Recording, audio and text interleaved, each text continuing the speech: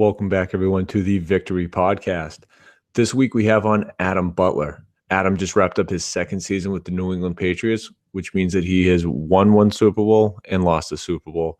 So coming off of that high, that Super Bowl win, Adam checks in with us in the offseason to talk about the game, the entire year, and everything that's happened, going back to when he was a high school football player in Texas, going to Vanderbilt, switching from O-line to D-line, and everything since then. So without any further ado, here's our conversation with Super Bowl champion Adam Butler.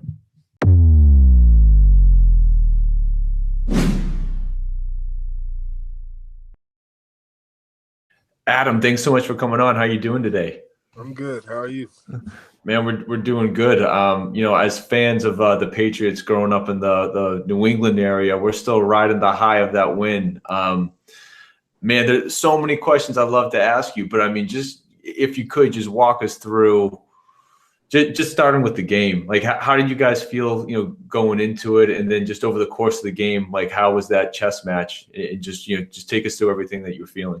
Yeah, I mean, I guess I can only speak for me personally, but going into the game, like I was thinking about everything that had happened, the year before, because to me, the only thing I would ever change about, what happened the year before was the outcome. The whole Super Bowl experience before, it was great. All of that was wonderful, seeing your family and friends, buying Super Bowl gear, all of that. It was wonderful. But going into the game this year, I was like, man, forget all that. I just want to win. I just want to get my first ring. It'll be something that I'll remember for the rest of my life. So throughout the game, man, I'm just giving it everything I got. As you know, my role, is primarily on third down. I just get in there, create chaos, and Kyle Van Noy, Hightower, they just do whatever they got to do. And, of course, Trey Flowers, he always goes crazy. And third down was a huge part of that game, right? Because how many times it was such a low-scoring game that there was essentially a third down every single drive where you were on there rushing the passer and forcing them into a fourth and long situation. Right. I want to talk a little bit about how much did last year play into guys' minds. I know it was probably in the back of your heads, pretty much going into that game, right? We can't essentially lose another one, right? This has got to be it. If we're going to go get it, we got to get it now. Was that in a lot of guys' minds, like the veteran guys that, they might not have said it out loud, but you can kind of see in their eyes that they were thinking, like, we got to go get this one. It's here now. I mean, I'm sure I could feel it in the atmosphere of some of the guys that was there. As you know, I mostly, kick it with the guys in my class. So we had talked about it. And, we were all just determined just to come out with the W. Mm-hmm. That's the only thing that mattered, man. All right. But fast forward to the clock finally hit 0. What's going through your mind? Who are you hugging first? Who's at the game? Who are you trying to find to celebrate with? Yeah. My parents were at the game. They were the two that got the little field passes, to get on the field and everything. Because they've been behind me, through my whole career. Mm-hmm. You guys may or may not know, but my career hasn't always been the best. I had some setbacks around the time I was in middle school, early high school, but it picked up for me later. But anyway, as soon as the clock struck 0, I mean, my throat, it like clogged up or whatever. Like when you're a kid and you about to get you in trouble, you about to be on punishment or whatever. My throat just clogged up like that, and then I just immediately started crying. Because people don't realize how much work goes into it and how much sacrifice we have to make. You know what I mean? Like I missed Christmas with my parents, and all the rest of my family this year, because we had a game, we had to stay. You know what I mean? So when you win the Super Bowl, you think about all the things that you sacrificed to get there, and it makes it all worth it. You know what I mean? Yeah, especially accomplishing that dream as a kid too, right? I mean, I'm sure you played football as a kid and in high school. Like every kid dreams about that. Even like me myself as a kid, like, oh man, imagine what it would be like to win a Super Bowl and just seeing those guys on that stage and the confetti falling down and being able to be with your family. I mean, it just makes everything all worth it. When I was a kid, I really just dreamed of just getting, just making it to the NFL. You know what I mean? Yep. To me, I'm just gonna be honest. When I was a kid, the Super Bowl just seemed impossible. It just seemed like there's no way in hell I could ever win anything like that. I mean, but that's kind of the mindset I had as a kid. Because I had so many setbacks. I kind of just had a defeated attitude. Most of the time, but definitely not anymore. Yeah, and you know what? I'm glad that you brought up some of those setbacks because we want to talk to you about your story, your journey. I don't know what all those setbacks are, but we know that you ultimately got to this stage now. So that's why your name is out there. You're a Super Bowl champ just 2 years in. I mean, 24 years old. I mean, it doesn't get any better. But how did you get there? And we know just from looking up that you played you did track and field and football in high school, but how did you ultimately just put yourself in a position that you could get there? Going back to how did you first kind of get into playing football, and what were some of those setbacks that you had to work through at an early age? Yeah, well, so when I first started playing football, my dad put me in it. I was about 6 or 7 years old, and when I got into it, I was a running back because back then I was skinny and very fast. That's usually how it happens. But I was skinny, very fast. I was a running back. We went undefeated. We actually went till we had little playoffs, in Pop Warner. And we played a fourth grade team. We played a third grade team first, and we beat them. And then we played a fourth grade team, and we got wrecked. But against the third grade team, I remember very clearly, I ran a kick return all the way back to win the game. Yeah, it was really dope. And I think my parents still have the newspaper article that came out. We played a third grade team first, and we beat them. And then we played a fourth grade team, and we got wrecked. But against the third grade team, I remember very clearly, I ran a kick return all the way back to win the game. Yeah, it was really dope. And I think my parents still have the newspaper article that came out when I was a kid. Now, it was awesome. After that, that's when I struggling, trying to figure things out. I was one of those kids in the special reading classes, the extra, tutoring after school, all of that big stuff. And I was really doing the best that I could, but for whatever reason, I just couldn't get it. So of course, I mean, how parents are. If you can't pass, you can't play. You can't play, yeah. So, so that just sort of continued for me throughout middle school.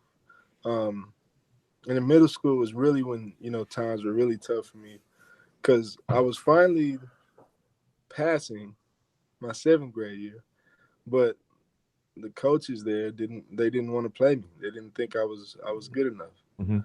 So I rode the bench the entire time that year. And then the next year I get back out there and I make the A team, surprisingly, so I'm happy.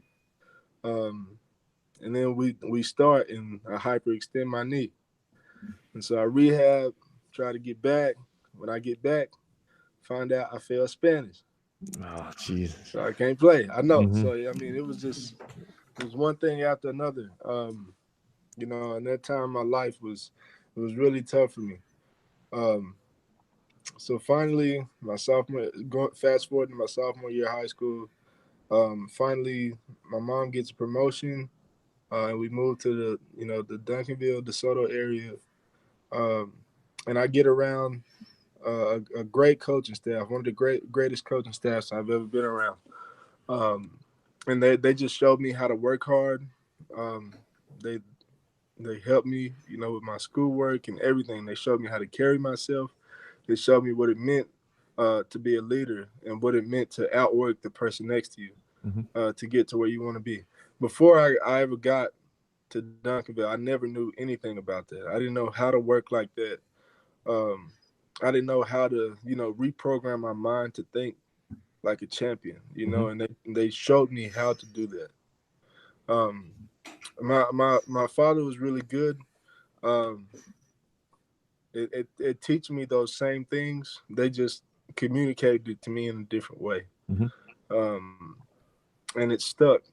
And once they showed me how to do that, I mean, it was pretty much over. So at that point, I went from riding the bench my junior year, to my junior year, starting for Duncanville High School. I played left guard.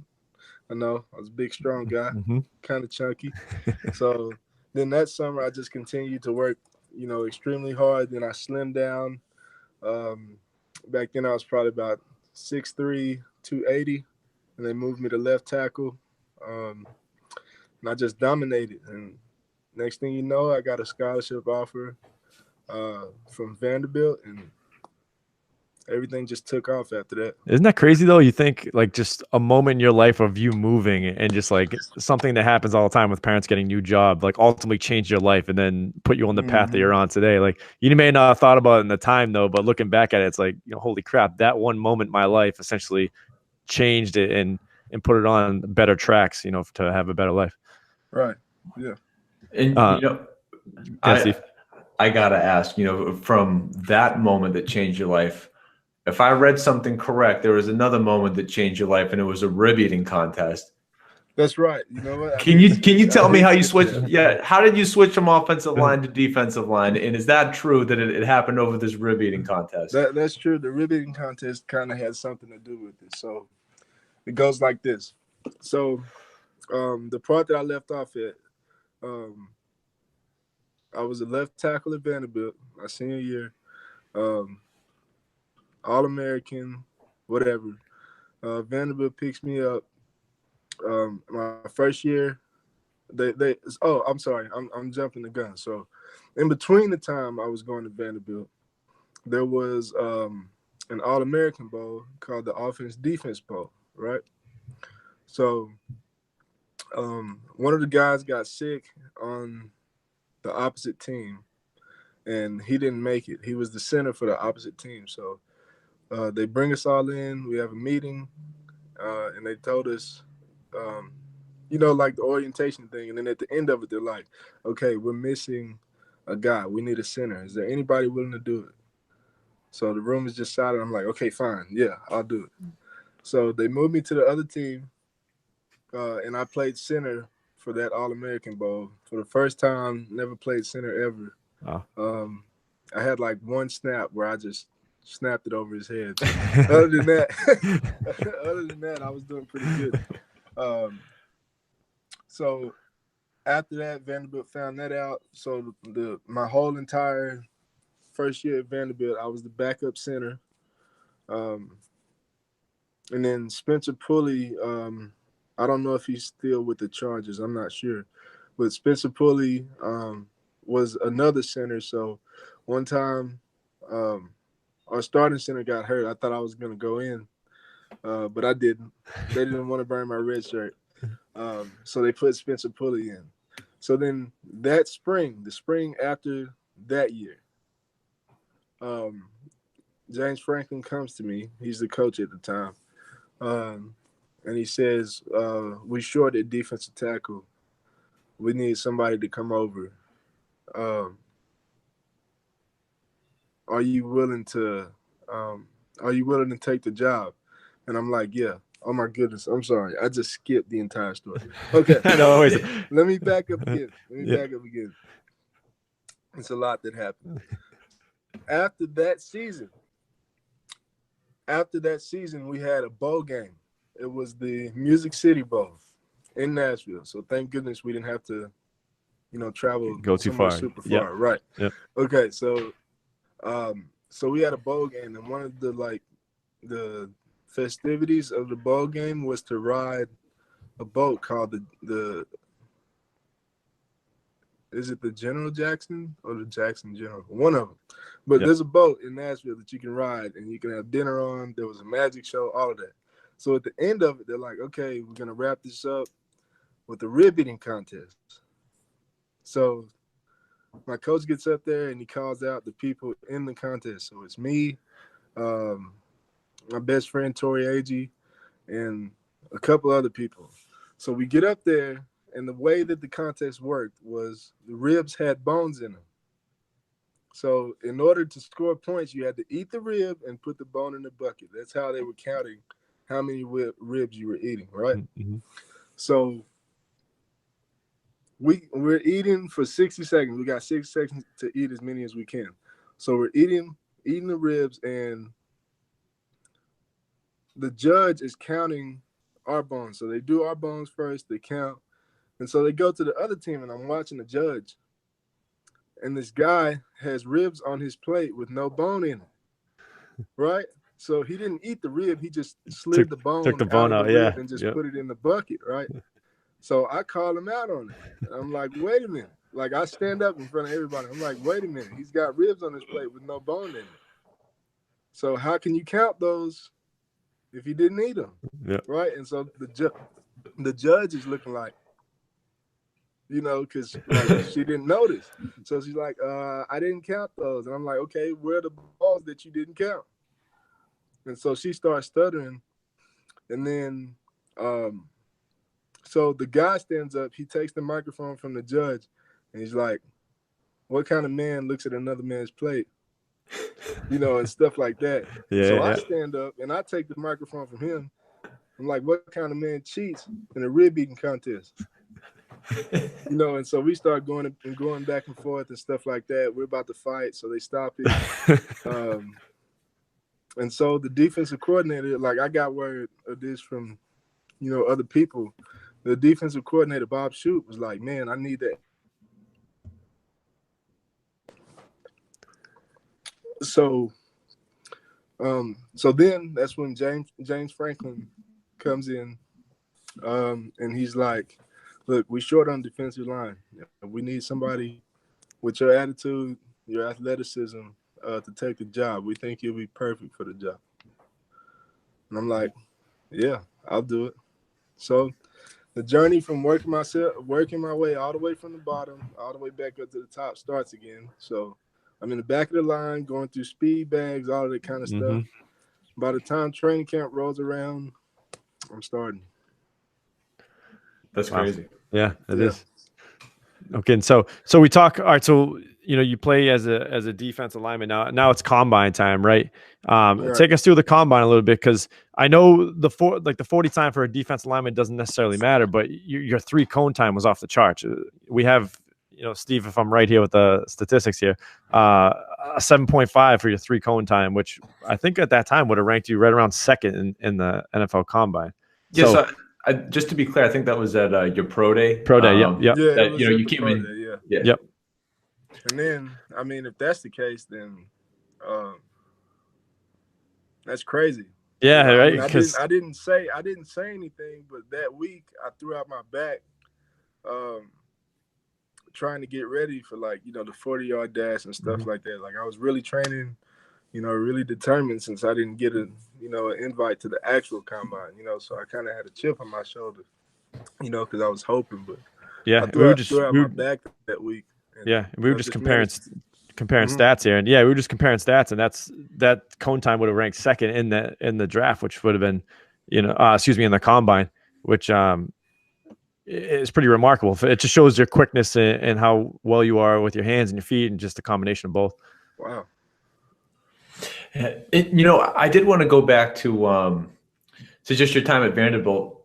You know, when you look at the guys that come to the Patriots, right? You know, for every, you know, Trey Flowers that's like a good pick, there's an Adam Butler, there's a Malcolm Butler. I mean, there's always these guys that come out of left field, and you're the most recent case. But when you look at, you know, your time at Vanderbilt, you know, did you create your own major there, the environmental communications? I did. So, I mean, you seem like a guy that thinks outside the box and is just a little bit different than what the average person is. And those are the type of guys that end up finding that role with the Patriots. They don't get the cookie cutter guy. They're the guy that's under the radar. You know, do you mind just talking a little bit about, like, how you created that major and what you ended up, you know, like what motivated you to do that, and maybe what you want to do when your football days are over? Right. So at first, when I got to Vanderbilt, of course, I didn't really know what I wanted to do. There was some guys, that were talking about doing engineering. I'm not doing that, especially not a few random classes. Your first year you can do that. You can take electives, all of that stuff. You have to take so many electives. So I just burned a couple of them, just to see what I liked. And I got in a geology class, and that class gave me a new perspective on life. Because there were so many things that happened in the past that I'm sure most people don't know about that just affected the course of history. Like I learned about huge volcano eruptions that happened a long time ago. I learned about Yellowstone National Park right now. That's just like a ticking time bomb waiting to blow. And if it does, then the U.S. is going to be like in total darkness for like the next 3 days after it blows, stuff like that. So I was intrigued with stuff like that. And I was like, wow, that's really fascinating. So I just stayed with those environmental courses. And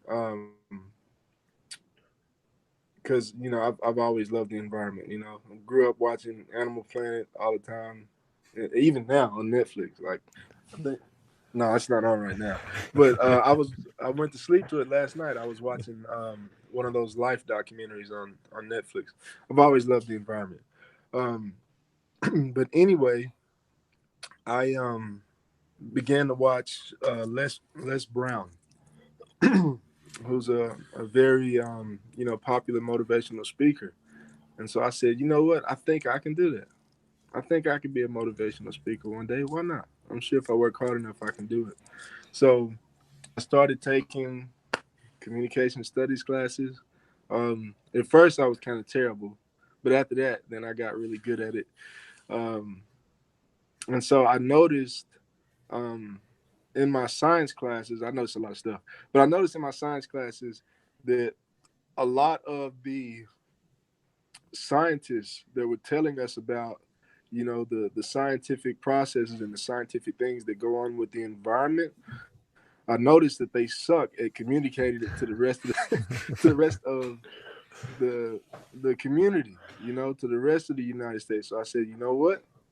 If they're not good at communicating it, then why can't I be someone that that communicates what's going on in the environment to everybody else in a way that they can understand? Because scientists use really big words, Right. And a lot of people don't always understand what those really big words mean. Right. No, I mean, Neil deGrasse Tyson essentially kind of tells the rest of us, normal people, what's going on in the universe because he understands it, but then can explain it in a way.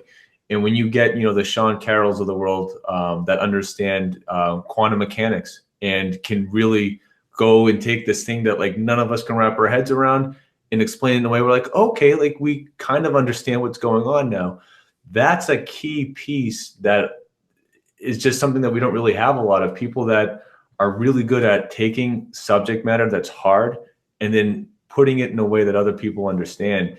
And I mean, at 24 years old, what you've been able to do on the football field, shows you what you're able to overcome, and you're building a name for yourself that if you continue to, I'd imagine, take that work ethic and that discipline and transfer it to anything else, you're going to be able to do it. And I think that's something that's really cool and something that there just really isn't a lot of. Absolutely. Now, although those are plans for the future, I got to talk to you something that happened a little bit more recently. Looks like you've been celebrating the Super Bowl win with some new artwork and definitely a truck too. So tell us a little bit about what you've been doing since the football season's ended. I'm pretty sure that there's a new truck, but how about the tattoos? Oh yeah, my tattoos. Yeah. Yeah, on my chest. You can go on my Instagram and see, but on this side over here is Susano.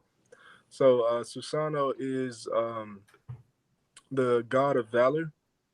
So he's basically just like a soldier. a soldier that fights for good, even though in the show they don't always use it for that. You know, some people use it for, you know, domination, obviously. And then on this side is the nine-tailed fox, which is he was like a fox spirit in the show that like manifested and like destroyed the entire village. And Naruto's father, who was basically like the president at the time, sealed the fox inside of Naruto. So Naruto grew up. He grew up as an outcast because none of the people in the village wanted to mess with him because the fox destroyed like almost everybody, you know, and a lot of people lost a lot of loved ones. So when Naruto was growing up, the people of the village knew that he had the fox inside of him, and they didn't want to, you know, they didn't want their kids playing with him. So he grew up very lonely. I mean, even as a small child, from like 5, 6 years old, nobody wanted to mess with him. He never knew his parents because the fox killed both of his parents, and his parents died trying to save him, and they sealed the fox inside him. It's a crazy story, but you'll just have to watch the anime yourself. But I got that tattoo because I identify with Naruto a lot, and you know that's my favorite anime. And then Susanoo is my favorite thing about the anime because I've never seen anything like that before. So when I saw it, I was like, wow.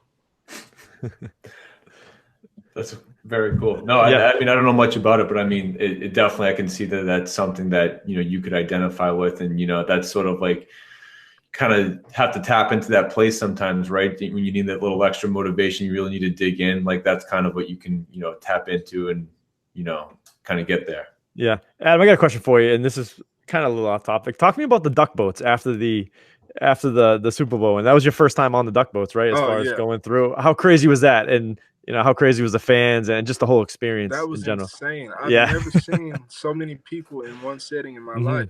Yep. I think, didn't they say it was like 1.5 million people there? Right around 1.5. Something like that. Yeah. Yep. That was insane, man. But I think the funnest part about it was like people tossing me beer, and then I chug it in front of the whole crowd. Just everyone goes nuts, yeah. Yeah, everyone goes nuts. That was fun.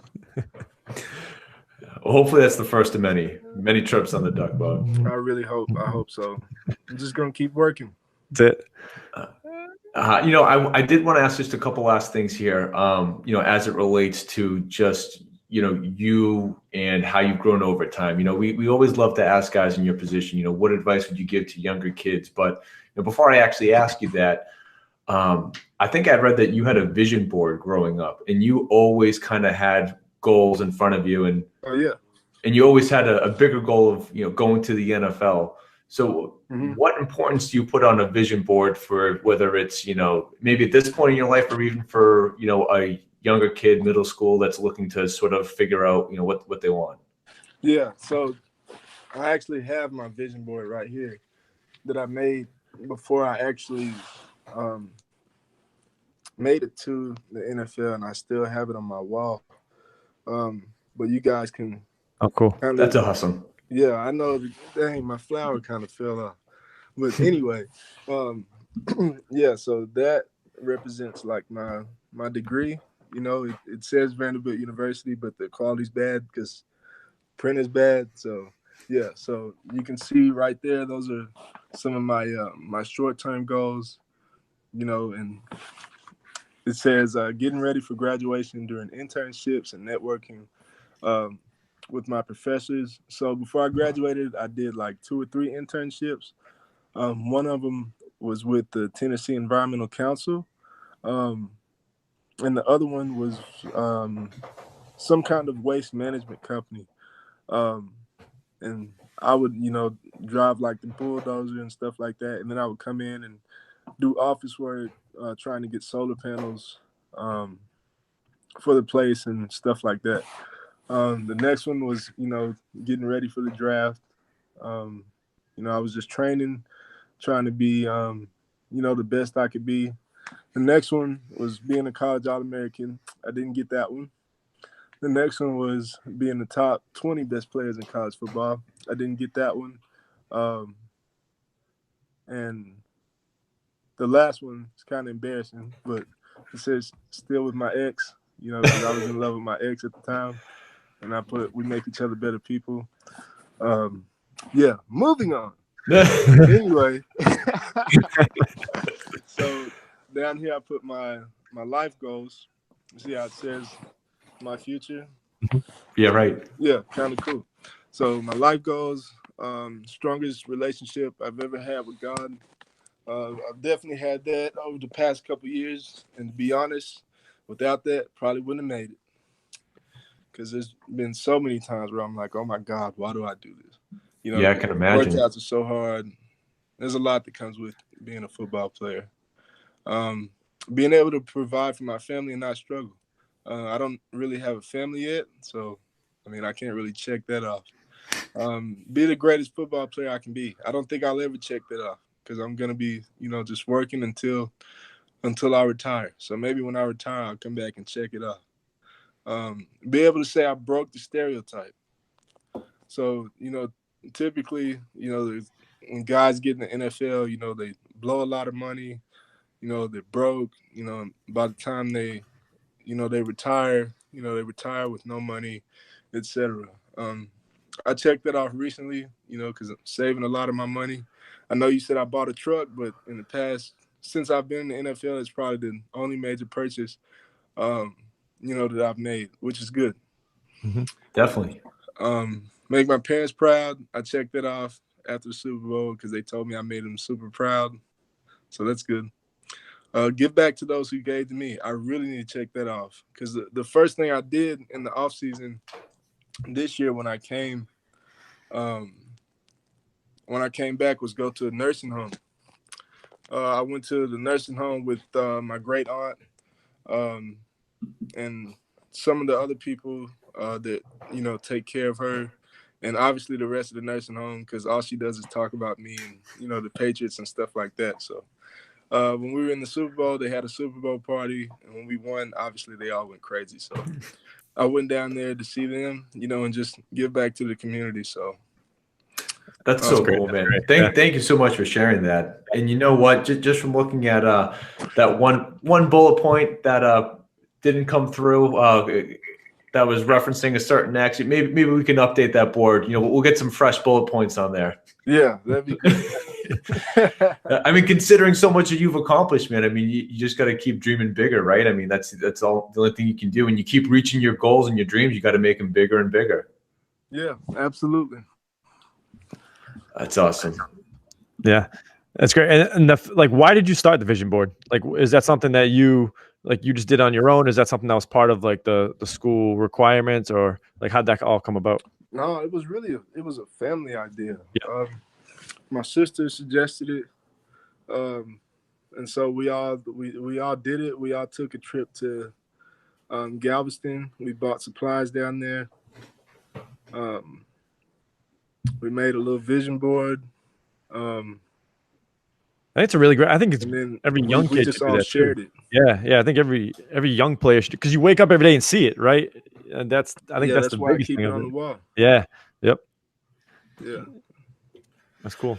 So, you know, and I had preferenced the vision board with what I ultimately wanted to ask you, you know, is there any advice that you would give to whether it's, you know, a middle school age kid or a high school age kid, but when someone looks up and says, you know, wow, like how did Adam Butler do it? What would you say to them? Like, why was it that you were able to do it? What advice would you give to them? And you know, maybe the vision board is part of that, but I just wanted to open it up to any other things that you might want to throw out there. Mm-hmm. I would say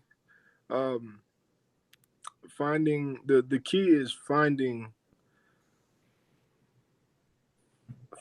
your way to achieve your greatness, whatever it is. You got some people that are just naturally strong, like Malcolm Brown, who doesn't even need to lift weights. You know, like he does, but I'm saying he's naturally strong, so he doesn't have to work, you know, extremely hard in that aspect. You know what I mean?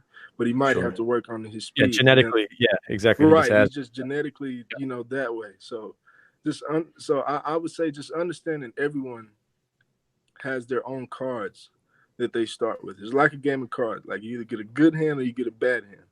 but the only thing you can do is maximize your hands. So just focus on maximizing, the cards that you have, um, and just wake up every morning with the mindset of a champion. Wake up every morning, don't make any excuses. Work extremely hard. And for me personally, when I got to the NFL, I was undrafted, obviously. And so the way that I went about making it, and I'm sure that, kids or whoever's watching can take away from it. So when I was working out with the Patriots, even for the first time, I understood that it was a competition, for me to make it. I had to do everything, that I could possibly do to make it. So when we would run and do the drills, I would always make sure I was the first one. Like I was first one making it across the finish line. I would look to my right, I would look to my left, and to make sure that I'm the first one. You know what I mean? Like I would give myself at least 20 yards, like to look and see, am I the first one? And if I'm not, then I got to push harder.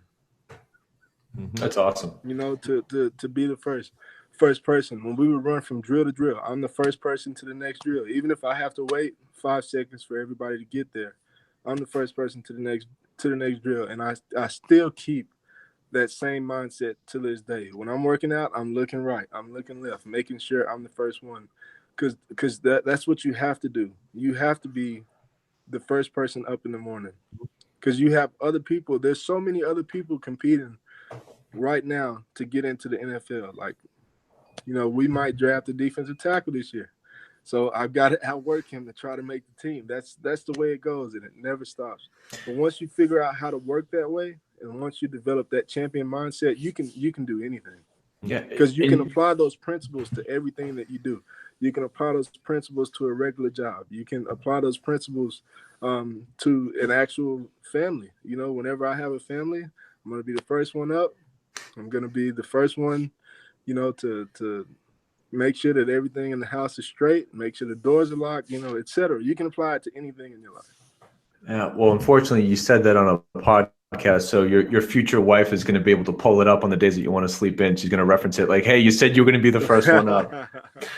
No, but what you said is so true, and I think it's so right. And you're looking at it from a perspective of a guy about to enter his third league, but I'd have to imagine, right? And no one could probably attest to this better than you. Coach Belichick, Tom Brady, two guys at the height of their careers. No one's done it better at their respective position, quarterback and coach. And I'm sure they have the same mindset, right? Coach must be looking left and looking right. No one is keeping up with me. No one is doing it at the level that I'm doing. Tom, I don't think any quarterback's going to be outworking Tom. I don't think any player is going to be outworking Tom. But it's always that keep raising the bar type of mentality. That's right. Never get complacent. Awesome. Well, we have a last segment called the Gauntlet that I want to end with, unless Chris, you had anything else that you wanted to. This is great. This has been great. All right. So, Adam, we just got a couple quick questions for you. I need to know, what is most important? Is it the number one offense or the number one defense?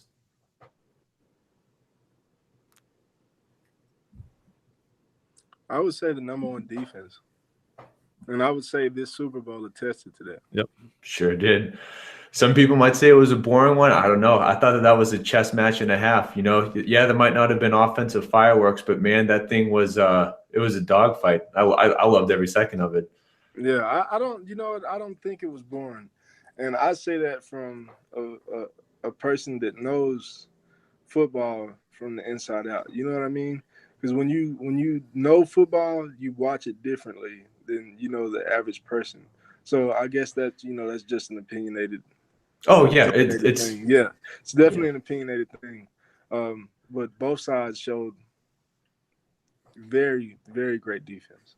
Yep, but we know which team was the better team. Yep. Now, do you have a pregame ritual that you stick to? You're probably laughing at me, but I listen to anime music. Okay. Yeah, so I listen to like the intros to some of my favorite anime, to get my blood pumping, because I love anime. It's kind of weird, but anime is very inspirational. And it was something that I leaned on during those tough times in my life. Yeah, well, I mean, that's probably why you have such a strong tie to it now, right? I mean, when it was there for you when you needed it, and even now when you need to get into that zone, I mean, where else are you going to turn except for that one thing that's always been there? So it makes perfect sense to me, but it's to each their own, right? For you, it's that. For someone, it's something else. So I don't think it's weird at all. You're right. I mean, I also listen to Drake and Meek Mill, but just to clarify, there's other stuff in there too. But I listen to anime too. Awesome. All right. So last one for you. What's most important? Is it the players on the team or is it the scheme when it comes to actually winning? It's the players. Absolutely players. Like when you got guys like Tom that are, I mean, Tom is, he's Tom, he's a great player. He does, great stuff on the field. But as a leader overall, I've never seen any kind of leadership like that. Like his way of leadership brings everybody together, and he is like almost like a symbol of peace, or like a symbol of hope. That like when you look at him, everything's gonna be okay. Like definitely, when you got guys like that can assure the entire team that everything is gonna be okay, then that inspires everybody else just to give it, a little bit, just to give it a little bit more. Mm-hmm. And then if that doesn't work, then to give it a little bit more. You know what I mean? Because I'll fight for a player and a coach that'll fight for me. Does that make sense? Oh, like 100%. I'll give a little bit extra for a guy like that. If you got guys with nasty attitudes, that think they're the best of the best, they're unrivaled, they can never be beat. If you got guys that have attitudes like that, it's cancerous. I mean, no offense to the Cleveland Browns, but it's cancerous. Mm-hmm. Sure. When you got a bunch of guys that, well, all of us were first round picks. Okay, fine. What does that have to do with anything? Yeah. All right. So last one, who on the defense is giving the best pregame speeches? Do you have any good stories, anything that you can at least share publicly? Best pregame speech. It'd probably be either Trey Flowers or Devin McCourty, because Devin McCourty puts things into perspective. Like earlier I talked about, the sacrifices, that we have to make. We can't spend as much time with, our families that we'd like. He'll put it out there, right from the get-go. Play for your families, play for the time that you miss with your families. Don't come out here and go through the motions. If you want to win, you want to be a champion, this is the time to do it. And then Trey Flowers, when he talks, every time he says it, let that dog loose. And every time he says it, I'm like, whew, I'm about to let that dog loose. I got to, because I know he going to let that dog loose. So I got to make sure I come with it too, so we can win. Awesome. Well, Adam, thank you again so much for taking the time. Just lastly, where can everyone find you on social media? What's the best place to follow you? You can follow me on Instagram at IL_never_quit. I'll never quit. All right. Adam, thank you again so much for joining us. We really appreciate it. You're welcome.